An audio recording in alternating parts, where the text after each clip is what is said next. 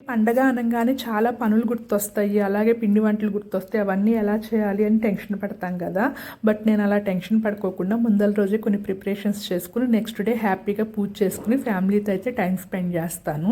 అది ఎలా చేస్తాను ఏంటి అనేది మొత్తం అంతా కూడా ఈ వీడియోలో చూపించేస్తాను. వచ్చేయండి. Welcome back to our channel Mrs Shiva daily vlogs.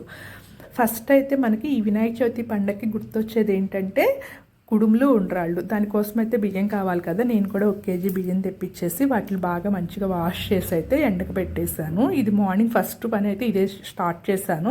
ఇవి మార్నింగ్ ఫస్ట్ ఎండకు పెట్టేసిన తర్వాత ఏం చేశానంటే పీఠాలు, అంటే మనం స్వామివారిని పెట్టుకోవడానికి కంపల్సరీ ఏదో ఒక పీఠం అయితే వేసుకుంటాం కదా, ఆ పీటలన్నీ కూడా తీసి బయట పెట్టేసి వాటిని అయితే నీట్గా వాష్ చేసుకున్నాను. ఇది చేయడం వల్ల ఏంటంటే నెక్స్ట్ డే చాలా ఈజీగా అయిపోతుంది పని. నెక్స్ట్ డే దాని మీద కొన్ని వాటర్ వేసుకుని పసుపు బొట్లు పెట్టుకుంటే సరిపోతుంది. ఇలా చిన్న చిన్న పనులు చేసుకోవడం వల్ల మనకు చాలా టైం అయితే సేవ్ అవుతుంది పండగ రోజు. ఇవి కూడా వాష్ చేసి అయితే ఈ పీఠాలన్నీ ఎండలో పెట్టేశాను. ఎండలో పెట్టేసి ఇంకా కిందకి వెళ్ళిపోయాను అనమాట. కిందకి వెళ్ళిపోయి నేను ఈ పండగకి ఏమేమి ఫుడ్ ఐటమ్స్ ప్రిపేర్ చేయాలో ఒక లిస్ట్ అయితే ముందలే ప్రిపేర్ చేసుకున్నాను. దానికోసం అయితే ఫస్ట్ పూర్ణం బూరెలు చేద్దాం అనుకున్నాను. పిండి వంటల్లో భాగంగా పూర్ణం బూరెల కోసం అయితే నేను మినప్పప్పు ఇంకా జొన్నలు నానబెట్టా. దానిపైన పోత పిండికి జొన్నలు ఎందుకు వేసానంటే ఎక్కువ రైస్తోనే చేస్తాను అన్ని ఐటమ్స్. ఇంకా అన్ని రైస్తో అయితే ఏం బాగుంటుంది అని చెప్పేసి రైస్ బదులైతే జొన్నలు వేసి పైన పోత పిండి కోసం నానబెట్టి పక్కన పెట్టేసుకున్నాను. ఇంకా గారెలు కూడా చేద్దాం అనుకున్నాను. గారెల కోసం మినప్పప్పు వేసి పక్కన పెట్టా. ఇవి సోక్ చేయలేదు, ఇలా వేసి పక్కన పెట్టి ఈవినింగ్ సోక్ చేస్తాను. నైట్ అయితే గ్రైండర్కి పంపించాలి. నాకు ఇంట్లో గ్రైండర్ లేదు, బయటికి పంపిస్తాను. అందుకని చెప్పేసి గిన్నెలో వేసి మర్చిపోకోకుండా పక్కన అయితే పెట్టేసుకున్నాను. ఈ పని అయిపోయిన తర్వాత నెక్స్ట్ పని వచ్చేసి పైనుంచి సామాన్ అయితే మనకి కొన్ని సామాన్లు అయితే కావాల్సి వస్తాయి కదా, పువ్వులు ప్రసాదాలు పెట్టుకోవడానికి ఇంకా పులిహార అవి కలుపుకోవడానికి గిన్నెలు అవి. ఆ గిన్నెలన్నీ కిందకి తీసుకుని ఒకసారి అన్నీ కూడా డస్ట్ ఏం లేకోకుండా తొలిపేసుకుని పక్కన పెట్టేసుకోవాలి. నెక్స్ట్ ఇంకా మెయిన్ ఇంపార్టెంట్ బెల్లము. అన్ని రెసిపీస్ చేయడానికి బెల్లం చాలా కావాలి కదా, ఆ బెల్లం అంతా కూడా చక్కగా తురుముకుని ముందలే ఒక బాక్స్లోకి అయితే స్టోర్ చేసుకున్నాను.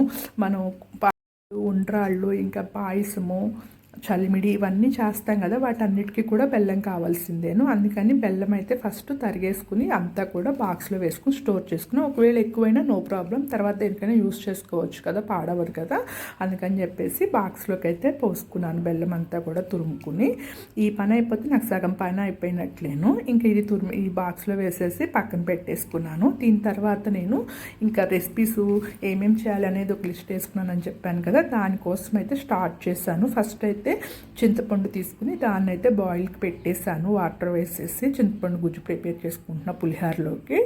దానికోసము ఇదైతే పాడవదు కాబట్టి, అంటే పాడవకోకుండా ఫ్రెష్గా ఉండేవి ముందల రోజే ప్రిపేర్ చేసుకోవచ్చు, ప్రాబ్లం ఏమి ఉండదు. ఈ చింతపండు అయితే ఉడకబెట్టేసి చల్లార్చి మొత్తం అంతా కూడా దీనిలో ఉన్న గుజ్జు అంతా తీసి మళ్ళీ ఇంకొకసారి అయితే బాయిల్ చేసుకున్నాను. ఇది నిల్వ ఉండడానికి అయితే కొంచెం ఉప్పు ఆయిల్ అలాంటివన్నీ వేయొచ్చు కానీ, బట్ నేను ఇది స్టోర్ ఏం చేయను, నెక్స్ట్ డే కలిపేస్తాను కాబట్టి జస్ట్ బాగా దగ్గరకు అయితే గట్టిగా ఉడికించేసుకుని చల్లార్చుకుని ఫ్రిడ్జ్లో పెట్టేసుకోవడం. నేను దీని పని అయిపోయిన తర్వాత ఏం చేస్తానంటే పూర్ణం బూరెలు చేద్దాం అనుకున్నాను కదా, దానికోసం పైన తొప్పిండికి నానబెట్టాను కదా, లోపల పిండి కోసము శనగపప్పు కూడా ఉడకబెట్టేద్దామని చెప్పేసి కడిగి కుక్కర్లో వేశాను. వాటర్ పోసేసి కుక్కర్ పెట్టేసుకుని ఉడికిన తర్వాత దానిలో కొంచెం బెల్లం వేసి బాగా మంచిగా అంత దగ్గరగా వచ్చే వరకు కుక్ చేసుకున్నాను. ఈ పని అయిపోతే సగం పని అయిపోయినట్లేను. నాకు ఈ పని చాలా ఎక్కువగా, అంటే చాలా ఎక్కువసేపు టైం పట్టిద్ది అన్న ఫీల్ వస్తుంది. ఇదేం పాడవదు కాబట్టి ముందల రోజు దీన్ని ఉడకబెట్టేసి చల్లార్చుకుని అన్ని ఫ్రిడ్జ్లో స్టోర్ చేసుకుంటే ప్రాబ్లం ఏమి ఉండదు. ఇంక ఇది కూడా రెడీ అయిపోయిన తర్వాత చింతపండు గుజ్జు రెడీ అయింది, ఇది రెడీ అయింది కదా, రెండు కూడా చల్లార్చుకుని ఫ్రిడ్జ్లో అయితే స్టోర్ చేసేసుకున్నాను. నాకు సగం పని అయిపోయినట్లు అనిపించింది ఇవి అయ్యేసరికి. ఇంకా తర్వాత నెక్స్ట్ మనము పండగ రోజు ఏం వేసుకోవాలి అనేది ముందల రోజు ఒక డెసిషన్ అనేది తీసుకోవాలంటే ఏం వేసుకోవాలి, ఎలా వేసుకోవాలి అనేది. మేమైతే ఈ ఫెస్టివల్కి అందరం వైట్ వేసుకుందాం అనుకున్నాం, బట్ మా చిన్న పాపకి వైట్లో డ్రెస్ లేదు. నో ప్రాబ్లం, తనకి కొంచెం లైట్ కలర్ది సిమిలర్గా ఉండేది ఏదైనా తీద్దామని అందరి అవుట్ఫిట్స్ అయితే తీశాను. మా వారైతే యాజ్ యూజువల్ ఏ పండగకైనా సరే పట్టు పంచే కట్టుకుంటారు.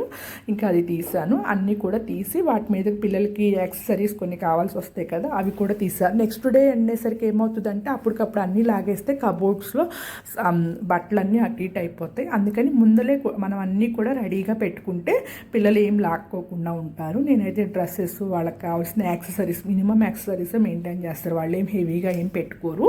అందుకని చెప్పేసి కొన్ని యాక్సెసరీస్ కూడా తీసి అన్నీ కూడా పక్కకు పెట్టేశాను ఒక దగ్గర. ఇంకా ఎవరు కూడా ఏమి కదపుకోకుండా అన్నీ కూడా నీట్గా ఉంచేస్తారని చెప్పేసి పక్కన పెట్టేసుకునేసరికి నాకు ఆఫ్టర్నూన్ అయింది. ఈ పనులన్నీ కంప్లీట్ అయ్యేసరికి ఇంకా ఆఫ్టర్నూను లంచ్ అది చేసేసుకుని మళ్ళీ ఈవినింగ్ ప్రిపరేషన్స్ అయితే స్టార్ట్ చేసుకున్నాను. అంటే ఆఫ్టర్నూన్కి ఈ వంటలు ఇవన్నీ కంప్లీట్ చేసుకుంటే ఈవినింగ్ పూజా సామాగ్రి అయితే తెచ్చుకోవడానికి అయితే టైం సరిపోతుంది కదా.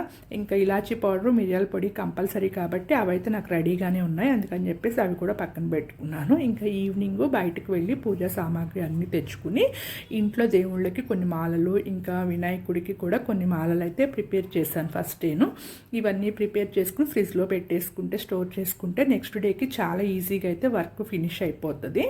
ఇవి రెడీ అయిపోయిన తర్వాత నేను ఇంకా నెక్స్ట్ వచ్చేసి పూజకి కావాల్సిన పత్రి అవన్నీ కూడా తెప్పించుకుని ఒక దగ్గర అన్నీ కూడా నీట్గా అయితే అరేంజ్ చేసుకున్నాను. ఎక్కడ పెట్టుకోవాలి దేవుణ్ణి ఏంటి అన్ని ప్లేసు అదంతా కూడా చూసుకుని రెడీ చేసుకుని ఆ ప్లేస్ అంతా నీట్గా చేసి రెడీ చేసి అయితే పెట్టుకున్నాను. ఇప్పుడు సడన్గా అన్ని పనులు చేసుకోవడం కన్నా కూడా ముందల నుంచి మనం అరేంజ్మెంట్స్ చేసుకుంటే ఏంటంటే ఏవి మర్చిపోకోకుండా అన్నీ నీట్గా మెయింటైన్ చేయగలుగుతాం. అలాగే ఆ పండగ రోజు ఫ్యామిలీతో కూడా హ్యాపీగా టైం స్పెండ్ చేయగలుగుతాము. లేకుంటే పండగ రోజు ఈ పనులన్నీ అయ్యేసరికి మనకు నీరసం వస్తుంది, ఇంకా ఫ్యామిలీతో టైం అనేది స్పెండ్ చేయలేము. అందుకని నేనైతే ఎక్కువగా ముందల రోజు ఇలాంటి ప్రిపరేషన్స్ అన్నీ కూడా చేసేసుకుంటాను. ఇంకా పని అంతా అయిపోయినాక లాస్ట్లో వచ్చేసి పూజా సామాగ్రి అవన్నీ కూడా క్లీనింగ్కి పెట్టేసుకున్నాను. అంటే మొత్తం అన్నీ క్లీన్ చేసి పక్కకు పెట్టేసుకున్నాను. నెక్స్ట్ పూజా మందిరం కూడా అంతా క్లీన్ చేసుకుని పెట్టుకున్నాను. నిత్య పూజ అయితే చేసుకోవాలి కదా దేవుడికి. ఇంకా వాటికి కుంకుమ బట్టలు, గంధం బొట్లు అన్నీ పెట్టేసుకుని పక్కన నీట్గా రెడీ చేసుకుని పెట్టుకున్నాను పూజా మందిరాన్ని. ఇంకా ఫైనల్గా లాస్ట్గా వచ్చేసి స్టవ్, ఇంకా షింకు ఇవైతే ప్రతిరోజు నైటే క్లీన్ చేస్తాను. అలాగే ఈరోజు కూడా నైటే అవన్నీ కూడా క్లీన్ చేసేసి స్టవ్, ఇంకా షింకు అన్నీ క్లీన్ చేసుకుని వాటిని డ్రైగా అయ్యేరాక మొత్తం అంతా తుడిచేసుకుని పెట్టేసుకున్నాను అనమాట. నెక్స్ట్ డే పూజకి అంతా రెడీ అయిపోయింది. వీడియో నచ్చితే కంపల్సరీ లైక్ చేయండి. Thank you for all. Please like, share.